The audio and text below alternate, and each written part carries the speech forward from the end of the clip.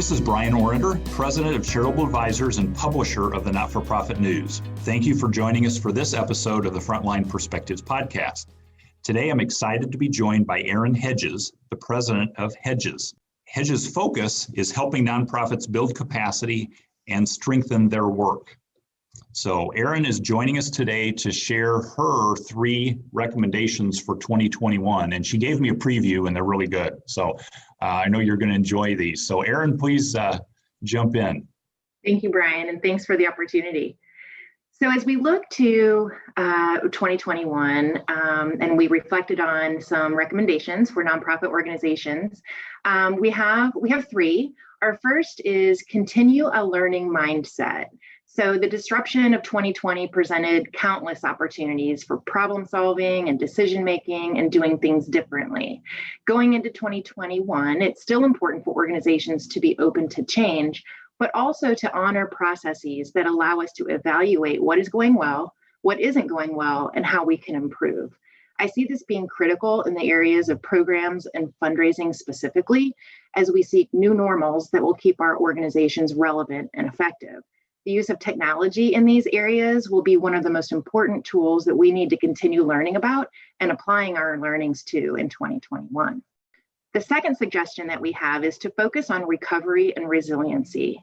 In 2020, we saw an outpouring of relief funding from foundations, corporations, churches, and individuals in helping to meet the needs of people in need, so their housing and their food needs. While relief support is still needed, we are urging nonprofits to balance relief with programs that help people move from recovery into resiliency, into recovering from the setbacks of COVID-19. We are recommending that organizations double down on building protective factors that are important at the individual and community levels, like good mental health, strong social supports, healthy relationships, and steady employment and housing. We're also urging nonprofits themselves to become stronger and more resilient by staying focused on fundraising efforts and diversifying their revenue sources. We're recommending an increased focus on securing donations from individuals, as these gifts are typically more flexible in meeting short and long-term organizational needs and can help organizations build capacity and resiliency. Our third suggestion for 2021 is to commit to addressing diversity, equity, and inclusion within your organization. We're recommending that organizations revisit their values and take a close look at their culture to find examples of implicit biases in the workplace and make changes that create a more diverse, equitable, and inclusive environment for all people. We began this work at Hedges in 2020, and it's been transformative and meaningful so far. We're seeing nonprofit organizations conducting DEI audits, not only of their organizational policies and cultures, but also auditing the ways in which their programs and services are delivered. These audits are asking such questions as, is implicit bias embedded in our curriculum, in our protocols, in the way people think and talk and make decisions?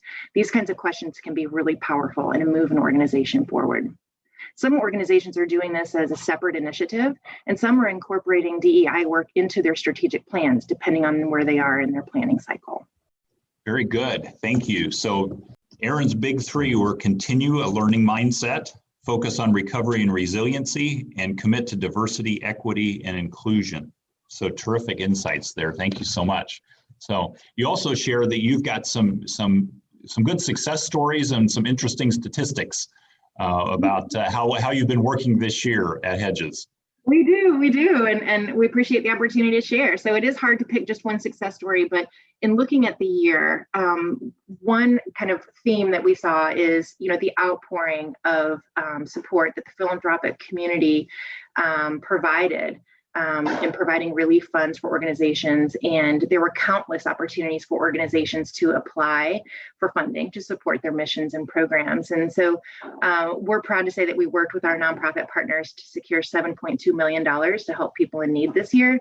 And we're, humbly and thankfully calling that a success. The second is that we were able to help nonprofit organizations continue their strategic planning work virtually during the pandemic.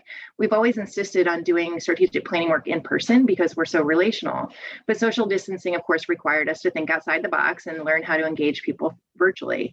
And I've been really proud of our team who provided 143 hours of virtual meetings and retreats and trainings related to strategic planning and capacity building. And they've become quite proficient at Zoom technology. But I think more importantly, nonprofits were able to continue their strategy work during the pandemic. So I'm in a season where we have relatives and doing wedding showers, baby showers, things like that, and people are becoming very proficient and very accustomed to connecting this way. So it's great that this is not a time that an organization should stop planning, obviously. So you do a little bit differently, but there's a lot more to consider, a lot more to think about as you were conveying. So thank you so much, Erin, for joining me today. And thank you to all of you listening for your time today. And we'll wrap it up. So looking forward to a hopefully safe and healthy 2021. Thanks, Brian.